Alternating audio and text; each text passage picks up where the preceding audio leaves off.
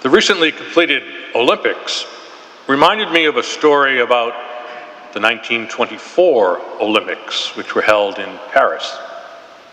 The sport of canoe racing was added for the first time, and the Americans were favored to win. One member of the team was Bill Havens. As the time for the Olympics drew near, it was clear that Bill's wife would give birth to their first child right around the time of the event. Now, this was 1924, so no jet planes to take him home. He would need a week or more to get home. His wife urged him to go to Paris, but Bill ultimately decided to stay home. His commitment to his wife was stronger than his commitment to the race. To make a long story short, the U.S. team won gold, and Bill's wife was so late in delivering that he could have made it home for the birth. Lots of folks said, "Oh, what a shame." But Bill said he had no regrets. After all, he had made a total commitment to his wife and not to the Olympics. The story of Bill is a good introduction to today's readings, which all deal with commitment. The first reading was about the commitment, or perhaps lack thereof, that the chosen people had toward God.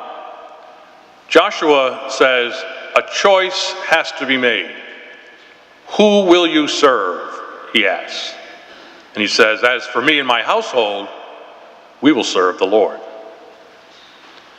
The gospel reading is the end of the Bread of Life discourse. And Jesus basically asked his hearers, well, where do you stand? With me or not?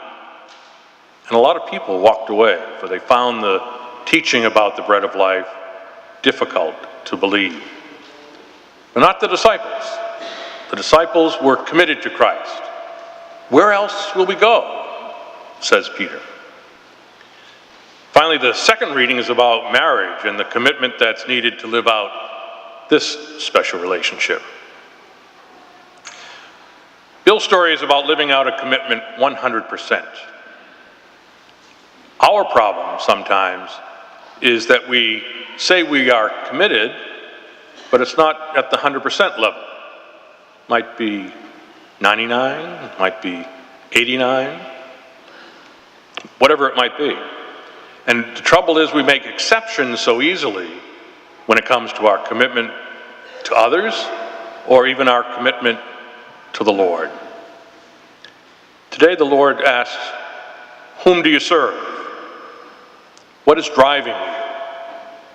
What are your values?